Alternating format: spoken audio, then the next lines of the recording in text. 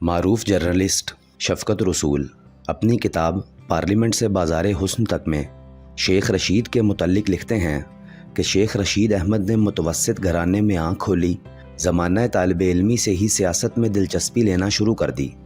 تحریک نظام مصطفیٰ میں قید و بند کی صعوبتیں برداشت کیں، لیکن جب اس غریب زادے کے ہاتھ اقتدار آیا تو اس نے بھی عیاشیوں کے وہ سب ریکارڈ توڑ ڈالے جو ان لوگوں نے قائم کیے تھے، دولت جن کے گھر کی لونڈی تھی۔ بالی ووڈ اداکاراؤں سے لے کر اسلام آباد کی مخصوص محفلوں کو رنگین بنانے والی جسم فروش کسی عورت کا نام اٹھا کر دیکھ لیجئے، اس کی زندگی کے کسی نہ کسی گوشے سے آپ کو شیخ رشید جھانکتے ہوئے نظر آئیں گے۔ بات صرف یہاں تک رہتی تو اور بات تھی۔ شیخ صاحب نے تو اقتدار اور ریاستی قوت بھی اپنے بدن کی آگ کو ٹھنڈا کرنے کے لیے استعمال کی۔ کوئی مجبور نوکری لینے آئی تو عزت گنوا بیٹھی، کسی کو شادی کا لالچ اور کسی سے شادی کر کے مکر گئے۔ کہنے کو تو شیخ رشید بھی سدا بہار سیاسی کماروں میں شامل ہیں، لیکن شہناز بیگم نے خود کو شیخ رشید کی بیوی کہہ کر ان کی اصلیت بے نقاب کر دی۔ شہناز بیگم کا کہنا ہے کہ انہوں نے مئی 1996 میں شریعت محمدی اور اسلامی قوانین کے مطابق شیخ رشید احمد سے امریکہ میں نکاح کیا، جو باقاعدہ رجسٹر کیا گیا۔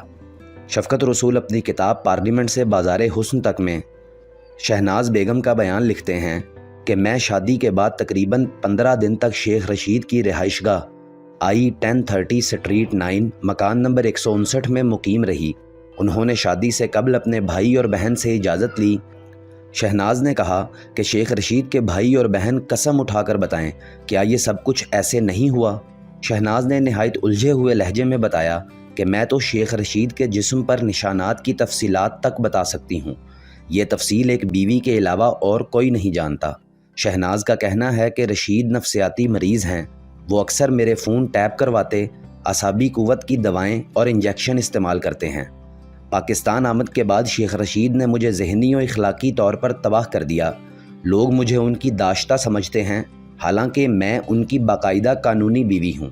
شہناز کہتی ہیں کہ شیخ رشید کی گھٹیا طبیعت کا اندازہ اس بات سے لگایا جا سکتا ہے کہ انہوں نے مجھے کئی بار شہباز شریف کے آگے پیش کرنے کی کوشش کی، جو میں قوت ارادی سے ٹال گئی۔ دراصل خود شیخ رشید کہتے ہیں کہ دوران تعلیم کالج کے لڑکے مجھ سے زیادتی کرتے رہے، اب میں ان کی بہنوں سے زیادتی کر کے انتقام لے رہا ہوں۔ شہناز کہتی ہیں کہ میں رشید کو سمجھاتی رہی کہ سب فضول اور گھٹیا باتیں ہیں، لیکن وہ بجائے سمجھنے کے الٹا رونا شروع کر دیتے۔ شہناز شیخ رشید کی زندگی کے گھنونے کردار سے پردہ اٹھاتے ہوئے کہتی ہیں کہ لاتعداد خواتین اس بھیڑیے کے ظلم کا شکار ہوئیں، خاص طور پر مجھے وہ طالبہ کبھی نہیں بھولے گی جس کو صرف داخلے کے حصول کے لیے شیخ رشید کی جسمانی ہوس کی تسکین کرنا پڑی۔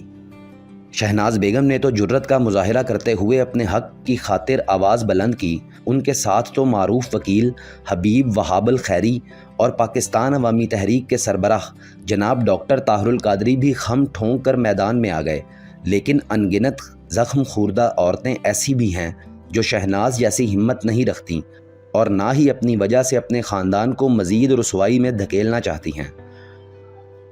شفقت رسول اپنی کتاب پارلیمنٹ سے بازار حسن تک میں آگے لکھتے ہیں کہ شیخ رشید جن دنوں وزیر ثقافت ہوا کرتے تھے، تب ان کی 5 انگلیاں گھی میں اور سر کڑاہی میں ہوتا تھا۔ جس اداکارہ پر شیخ رشید کی نظر کرم پڑ جاتی، وہ ملک کی سب سے بڑی اداکارہ سمجھی جانے لگتی۔ جو حسین چہرہ شیخ کی رات کو رنگین بنا دیتا، سب سے مقبول چہرہ بن جاتا، اور جو انکاری ہوتا اسے ذلیل و خوار کر دیا جاتا۔ اس طرح کا ایک اور واقعہ معروف اداکارہ انجمن کے ساتھ پیش آیا۔ ہوا یوں کہ انجمن کو شیخ رشید کی جانب سے دعوت نامہ ملا، جس میں خوشخبری سنائی گئی کہ آپ کو نیفڈیک ایوارڈ دیا جا رہا ہے۔ انجمن اپنے خاوند مبین ملک اور بچوں کے ہمراہ اسلام آباد پہنچ گئیں۔ رات کو شیخ صاحب نے عالم سرمستی میں فون کیا کہ انجمن ان کے ساتھ اکیلی چائے پینے آئیں۔ انجمن نے معذرت کر لی کہ وہ خاوند اور بچوں کی موجودگی میں ان کی دعوت قبول نہیں کر سکتی، جس پر شیخ رشید کا پارا چڑھ گیا۔ اس پیچ و تاب کی وجہ صرف یہ تھی کہ انہوں نے انجمن کی وجہ سے لال حویلی میں ایک رنگین محفل کا اہتمام کیا تھا۔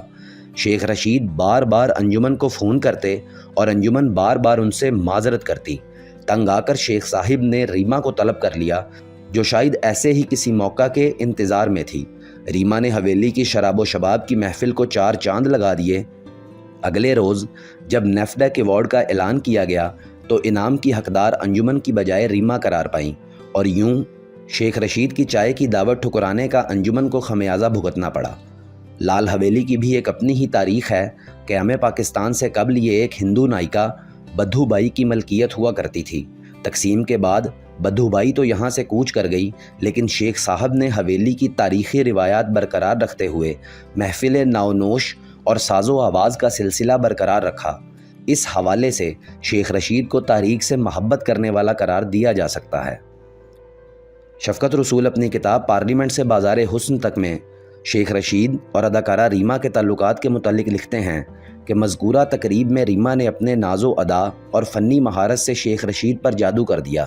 نیفڈیک ایوارڈ کی تقریب میں جب ریما شیخ صاحب سے ایوارڈ وصول کرنے سٹیج پر آئیں تو سازندوں نے بیک گراؤنڈ میں شادی کی دھن بجانا شروع کر دی۔ اللہ جنت نصیب کرے دلدار پرویز بھٹی مرحوم کو، جو پروگرام کو کنڈکٹ کروا رہے تھے۔ موقع کی نزاکت کو بھانپتے ہوئے یہ گرہ لگا کر بات چٹکیوں میں اڑا دی کہ شیخ صاحب برا نہ مانیے گا، یہ سازندے بھی ایجنسیوں کے کارندے ہیں۔ شیخ رشید اور ریما کی محبت کے تذکرے اتنے عام ہوئے کہ ایک روز ریما نے بے خودی کے عالم میں کہہ دیا کہ شیخ صاحب نے شادی کی آفر کی تھی لیکن بات آگے نہ بڑھ سکی۔ واقفان حال یہاں تک کہتے ہیں کہ شیخ رشید نے ریما کی ماں کو ہاتھ جوڑ کر منت سماجت کی تھی اسے اپنی فرزندی میں لے لیا جائے، لیکن بیٹی کے خوبصورت بدن کی کمائی کھانے والی اس حوا زادی نے خالصتاً کاروباری انداز میں جواب دیا کہ ریما اب بھی تمہارے ساتھ بیویوں سے بڑھ کر وقت گزارتی ہے، تمہیں شادی کی کیا ضرورت ہے۔ شیخ صاحب ریما سے عشق میں اس حد تک چلے گئے تھے کہ ایک ایک رات میں 2-2 لاکھ روپے وار دیتے تھے۔ عیاشی کے لیے انہوں نے رقم کون سی اپنی جیب سے ادا کرنی تھی، سرکاری کھاتے اسی کام کے لیے استعمال ہوتے تھے۔ 13 جولائی 1993 کو انہوں نے 2 لاکھ روپے کی ادائیگی کی اور یہ رقم گھی کارپوریشن کے اکاؤنٹ سے چیک نمبر 82447124 کے ذریعے کی گئی۔ یہ چیک ریما جی نے یونائٹڈ بینک کی دیال سنگھ برانچ سے کیش کروایا۔ شفقت رسول اپنی کتاب پارلیمنٹ سے بازار حسن تک میں شیخ رشید کی ایسی ہی حرکتوں کے متعلق آگے لکھتے ہیں کہ شیخ رشید کی اسی قسم کی حرکتوں سے نواز شریف بھی تنگ آ چکے تھے۔ وہ اس حد تک بے باک ہو چکے تھے کہ ان کی موجودگی کی پرواہ کیے بغیر بھمرے کی مانند کلیوں سے اٹکیلیاں شروع کر دیتے۔